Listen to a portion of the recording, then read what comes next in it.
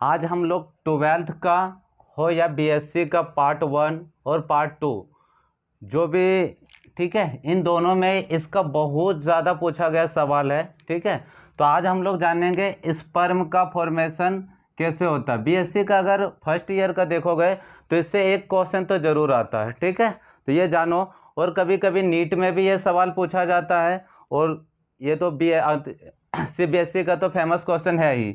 आज जानेंगे स्पर्म का फॉर्मेशन कैसे होता है। सबसे पहले समझो कि जो मेल सेक्स ऑर्गन्स होती है उसमें से एक स्क्रूटम में 2 टेस्टिस होते हैं। ठीक है, और एक टेस्टिस के अंतर्गत कम से कम 200 से 250 टेस्टिकुलर लोब्यूल्स होते हैं। अगर एक टेस्टिस ले ले तो उसमें कम से कम अगर लोब्यूल्स देखोगे तो 200 से 250 क्या होगा, टेस्टिकुलर लोब्यूल्स हो गए। ठीक है, अगर इस टेस्टिकुलर लोब्यूल्स में देखोगे 200 से 250 टेस्टिकुलर लोब्यूल्स है इस तरह बना हुआ। ठीक है, और उनमें से एक लोब्यूल्स निकालो। अगर मान लेते हैं हम उनमें से एक लोब्यूल्स निकालेंगे तो उस लोब्यूल्स में देखोगे तो 1 से 3 कितने, 1 से 3 हाईली क्वाइल्ड सेमिनिफेरस ट्यूब्यूल्स होते हैं। 1 से 3 हाईली क्वाइल्ड सेमिनिफेरस ट्यूब्यूल्स होते हैं। ठीक है, इतना समझो, फिर से समझो एक बार। एक टेस्टिस होते हैं, उस टेस्टिस के एक टेस्टिस के अंतर्गत हम लोग बात कर रहे हैं, दोनों की बातें नहीं कर रहे हैं। उसमें 200 से 250 टेस्टिकुलर लोब्यूल्स पाए जाते हैं, और उस 200 से 250 कुलर में से एक निकालो। अगर एक निकालोगे तो उसमें से अगर देखोगे ना एक टेस्टिकुलर लोब्यूल्स में, तो तुम्हें 1 से 3 सेमिनिफेरस ट्यूब्यूल्स मिलेगा जो हाईली क्वाइल्ड होगा। ठीक है, 2 स्टेप समझ गया। पहला स्टेप हमने समझे कि एक टेस्टिस होगा, उस टेस्टिस में 200 से 250 लगभग टेस्टिकुलर लोब्यूल्स होगा। सेकेंड स्टेप समझे कि वो 200 से 250 में से एक अगर लोब्यूल्स निकाला जाए तो उसमें से 1 से 3 हाईली क्वाइल्ड सेमिनिफेरस ट्यूब्यूल्स होगा। ठीक है, अब उस एक सेमिनिफेरस ट्यूब्यूल्स में 2 उनका सेल होते हैं। एक का है नाम मेल जर्म सेल जो कि आगे चल करके स्पर्म का फॉर्मेशन करेगा, और दूसरा है सर्टोली सेल जो इसको नरिश करने का मदद करेगा। ठीक है, 3 स्टेप समझे, फिर से एक बार समझ सकते हो। स्टेप बाय स्टेप समझेंगे ताकि तुमको रटने की कोई ज़रूरत ना पड़े। पहले पढ़े कि एक टेस्टिस होगा, उसमें 200 से 250 टेस्टिकुलर लोब्यूल्स पाए जाएंगे, और उनमें से एक लोब्यूल्स को निकाला जाए तो कम से कम 2 से 3 सेमिनिफेरस ट्यूब्यूल्स पाए जाएंगे। अब ये सेमिनिफेरस ट्यूब्यूल्स अगर एक को देखा जाए, ये 2 उनमें सेल होते हैं। एक को मेल जर्म सेल बोलते हैं, एक सर्टोली सेल बोलते हैं। 3 स्टेप आसानी से रिमेंबर हो गया होगा तुम्हें। ठीक है, चौथा, ये जो मेल जर्म सेल होती है इसका पहले माइटोसिस होता है और स्पर्मेटोगोनिया बनाता है। ये देखो, गोनिया सिंगुलर वर्ड है, यूएम, अगर इसको सॉरी ये प्लुरल है, अगर सिंगुलर होता तो यहाँ पर यूएम लगा रहता, स्पर्मेटोगोनियम होता। ठीक है, अब इस स्पर्मेटोगोनियम का क्या होगा, माइटोसिस। ठीक है, अब माइटोसिस हो करके क्या बनाएगा, प्राइमरी स्पर्मेटोसाइट। ठीक है, ये होते हैं 2n, कितने होते हैं, 2n। अब इनका होगा मियोसिस, और मियोसिस होने के लिए बाद इसको सेकेंडरी स्पर्मेटोसाइट बनाएंगे।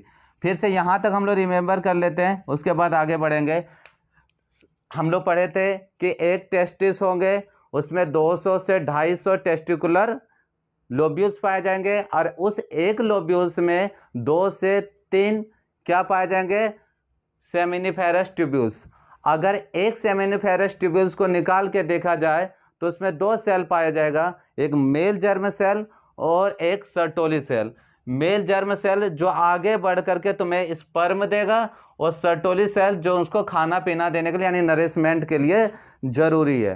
ठीक है, जो कि अब मेल जर्म सेल माइटोसिस करके क्या बनाएगा, स्पर्मेटोगोनिया। स्पर्मेटोगोनिया से फिर क्या होगा, माइटोसिस होगा और बनेगा स्पर्मेटोसाइट। यहाँ तक पढ़ लिए प्राइमरी स्पर्मेटोसाइट। प्राइमरी से क्या होगा, उसका प्राइमरी स्पर्मेटोसाइट जो 2n का है इसका क्या होना, मियोसिस, और ये बनाएगा सेकेंडरी स्पर्मेटोसाइट। ठीक है, यहाँ तक तो सबको याद हो गया। देखो यहाँ पहले मियोसिस 1 हुआ है जिसको रिडक्शन डिवीजन भी बोलते हैं। रिडक्शन डिवीजन भी बोलते हैं। फिर यहाँ होगा सेकेंडरी स्पर्मेटोसाइट, जो एन है इसका फिर से मियोसिस होना है, जो बनेगा स्पर्मेटाइड। ठीक है, स्पर्मेटाइड जो होगा इसका होगा स्पर्मियोजेनेसिस होगा और स्पर्मेटोजोआ बनेगा, और यही स्पर्मेटोजोआ को क्या बोलते हैं, स्पर्म, और ये बाद में सेमिनिफेरस ट्यूब्यूल से क्या होगा, रिलीज हो जाएगा। Release of sperm from the seminiferous tubules, इस प्रोसेस को बोलते हैं स्पर्मियोसिस। ठीक है, फिर से एक बार समझ सकते हो, याद करवा देता हूँ, मुझे उम्मीद है याद हो गया होगा। एक टेस्टिस में 200 से 250 टेस्टिकुलर लोब्यूल्स पाए जाते हैं, और उनमें से एक टेस्टिकुलर स्टेप बाय स्टेप, पहले होगा टेस्टिस जिसमें 2 से 250 टेस्टिकुलर लोब्यूल्स, उनमें एक लोब्यूल्स में कम से कम 2 से 3 हाईली क्वाइल्ड सेमिनिफेरस ट्यूब्यूल्स। एक सेमिनिफेरस ट्यूब्यूल्स को निकालोगे तो तुम्हें 2 सेल पाया जाएगा, मेल जर्म सेल और मेल जर्म सेल और Sertoli cell. Male germ cell जा करके स्पर्म का फॉर्मेशन करेगा, और सर्टोली सेल जो उसको नरिशमेंट करेगा। ठीक है, ये जा करके स्पर्मेटोगोनिया बनाएगा। स्पर्मेटोगोनिया का क्या होना, माइटोसिस, प्राइमरी स्पर्मेटोसाइट बनाएगा। प्राइमरी स्पर्मेटोसाइट क्या होगा, मियोसिस उसका होना, क्योंकि प्राइमरी स्पर्मेटोसाइट जो होता है 2n का होता है। मियोसिस फर्स्ट होना है, और मियोसिस फर्स्ट को ही बोलते हैं रिडक्शन डिवीजन। मियोसिस फर्स्ट हुआ तो सेकेंडरी स्पर्मेटोसाइट बनाएगा, उसके बाद क्या होना है, इस सेकेंडरी स्पर्मेटोसाइट बनाएगा, और मियोसिस 2 होगा, स्पर्मेटाइड बनाएगा, और स्पर्मेटाइड से बाद स्पर्मियोजेनेसिस होगा, स्पर्मेटोजोआ बन जाएगा, इसी को बोलेंगे स्पर्म। अब ये सेमिनिफेरल से निकल जाएगा, इसी को बोलते हैं स्पर्मिएशन। ओके, समझ में आ गया। एक बार रिवीजन फिर से कर देता हूँ। ठीक है, एक टेस्टिस होता है, उसमें 200 से 250 टेस्टिकुलर लोब्यूल्स पाए जाते हैं। एक लोब्यूल्स में, इनमें से एक लोब्यूल्स निकालो, उसमें हाईली क्वाइल्ड सेमिनिफेरस ट्यूब्यूल्स पाए जाते हैं। ये एक सेमिनिफेरस ट्यूब्यूल में मेल जर्म सेल और सर्टोली सेल होता है। मेल जर्म सेल आगे जा करके स्पर्म का फॉर्मेशन करेगा, और सर्टोली सेल जिसको नरिश करेगा। एक बार नहीं होगा समझ में आएगा तो दूसरे बार देख लेना, अवश्य तुम्हें समझ आ जाएगा। ओके।